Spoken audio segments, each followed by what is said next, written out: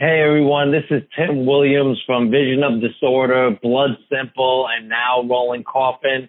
I'm here blowing it up on MetalgodZradiO. Check it out. Metal God! So we have Tim Williams of Vision Disorder, Blood Simple, and now Rolling Coffin on the phone with us. How's it going there, Tim? Everything's going pretty good. I'm feeling pretty good. Happy to be here promoting my new band, Rolling Coffin. So, yeah, things are good. And are you still out of New York? Is that where you've been all of your life? All of my life, yep. New York and, the metro area, Manhattan, Brooklyn, Bronx, yep. And what is it that's kept you there all this your whole life? It's just probably partially luck, but I grew up originally on Long Island. I moved into the city in the late '90s, and I don't know, it just suits me. Honestly, I've had family members and friends move away, and it just never dawned on me to live anyplace else. I guess I'm just really used to it. I really love the energy here. I love the grind. The people. It's just it's a great place to live. There's a lot of people, a lot of different types of people. It's a very vibrant place. Do you like the metropolis? Some people people that live way out sort of live with their own, ethnicity. But in the city, it's different where you're living with all kinds of different people from different worlds. Yeah, everywhere. It's very integrated here. There's all types of ethnicities, and I'm fortunate enough. I like to stay busy. I like to get out into nature. So I like the city, but I also like to get out of the city, and I'm fortunate enough that I can.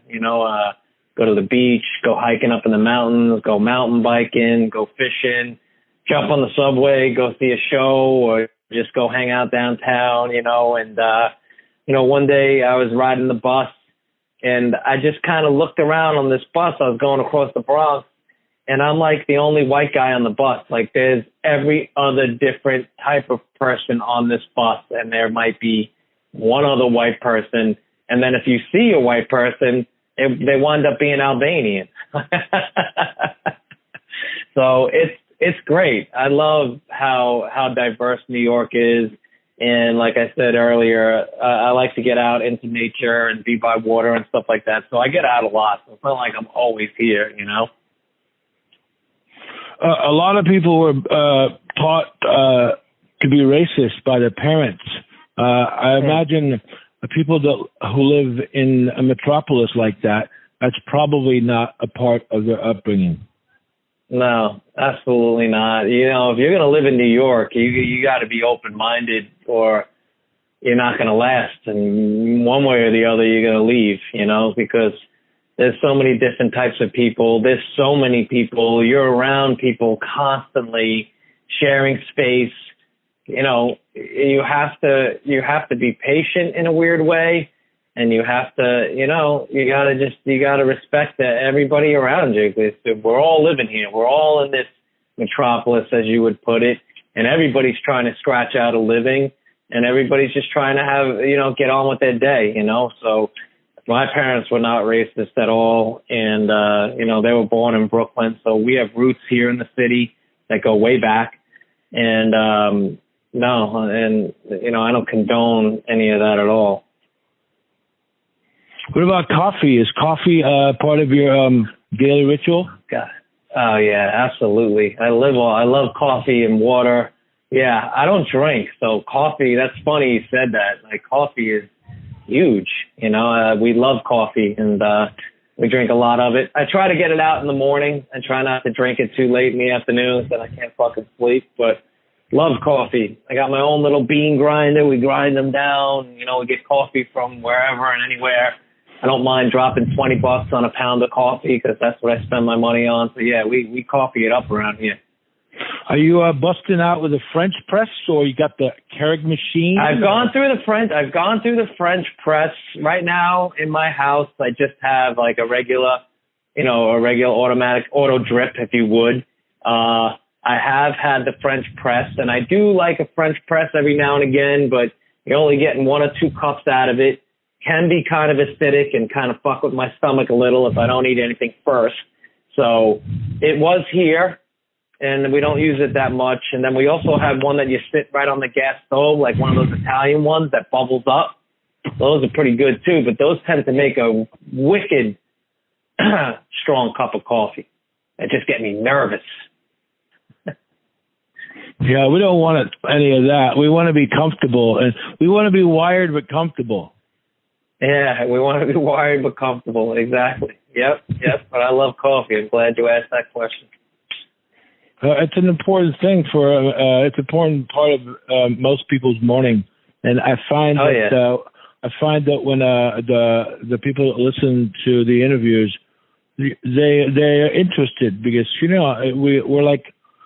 So people, how should I say, identify with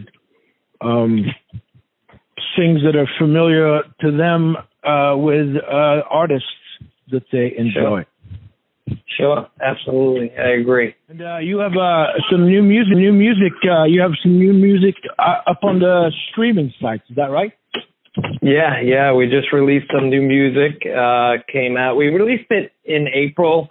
Kind of like a softer release that we did more on a local level.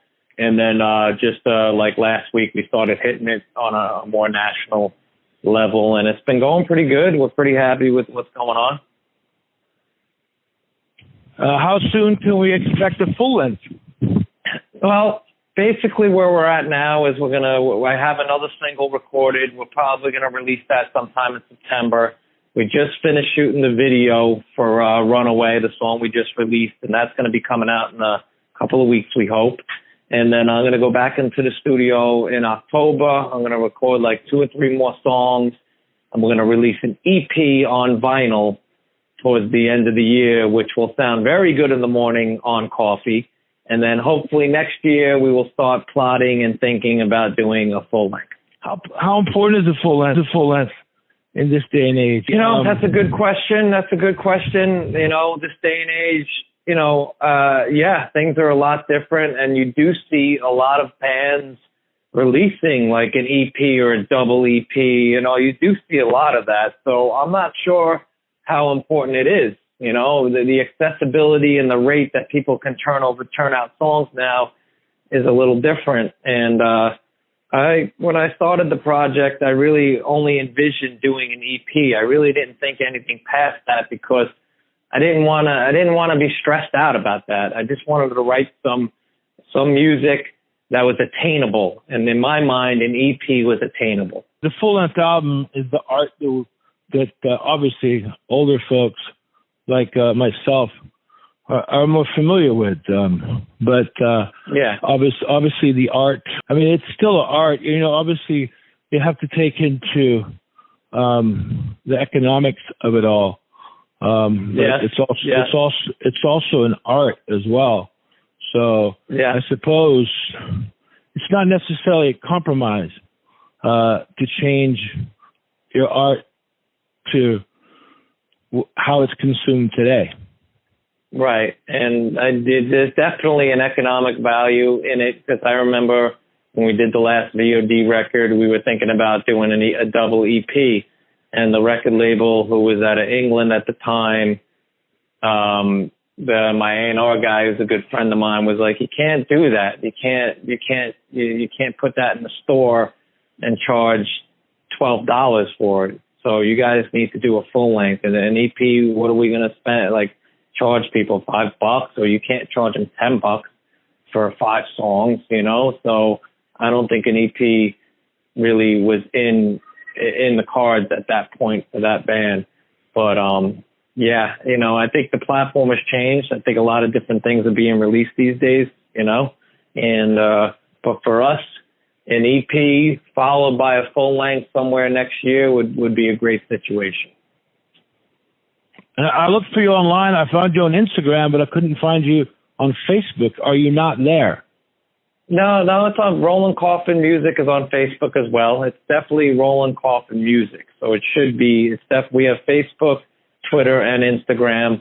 I would say the most active, though, would be the Instagram, Rollin Coffin Music at Instagram, and also my own page, Tim Williams Vox, VOX, on Instagram. Those are the two that I pay attention to most.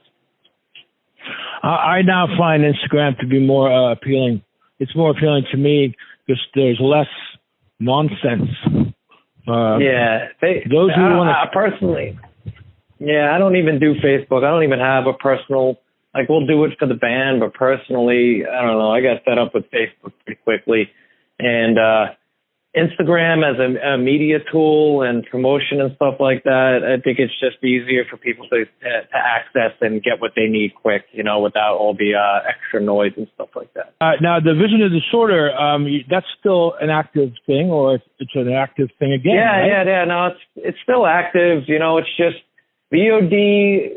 Vision of Disorder. We've been around for a while. We're still all pretty good friends. We talk, and there's stuff going on, like we're doing interviews and stuff like that, but we're kind of picking and choosing our battles on what we want to do. There was talk last year of doing some of the festivals this year, but then the COVID happened, and we'll play again. It just matters. It has to be the right time and the right deal for VOD to get all saddled up and get out there.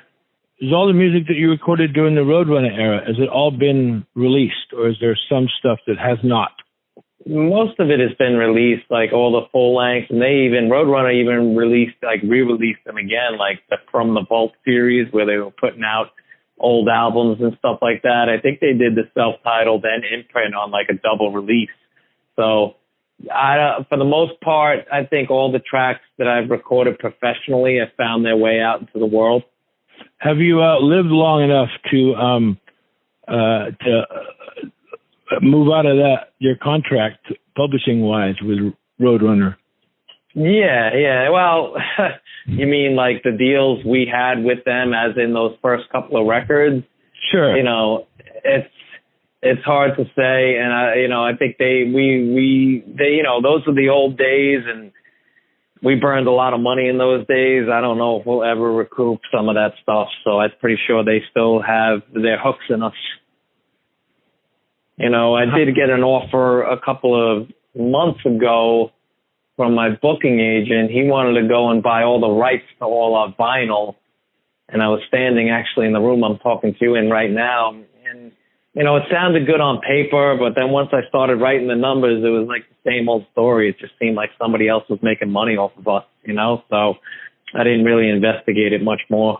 It's tough, the way the business used to be, the way the business continues to be. It's a tough business. Anybody who tells you anything different is crazy. But, it's been rewarding. I've been lucky enough to have been around for as long as I can and have been, and I'm still celebrating some amount of success, and things are still, I survived it. I learned a lot, and I'm still standing, so it's all good. Well, Tim, thank you for your time today. We look forward to listening, hearing, and purchasing the new album, and awesome. Catching you out on the road when that all opens up. Do you have any final thoughts you'd like to share with anybody that might be listening to this? All our fans out there in California, or worldwide, thank you so much for all your support. Keep your eyes on Rollin Coffin. We got some really great stuff in the works that any true fan of me and my voice and my past music are really, really, you're not going to want to miss this. Thank you so much for all the years of support, and hopefully we'll see you out there. Thank you, Tim. Have a pleasant evening. Yeah, you too. Keep going with the coffee. Yeah, I sure will. Check this out. Check out Cat Fight Coffee. It's my friend's coffee company. He actually AC Slade played in Murder Dolls, plays with the Misfits. Check it out. He has Cat Fight Coffee. Coffee's pretty damn good. Well, I will do that for sure. You have a pleasant evening. I'll have to let you go.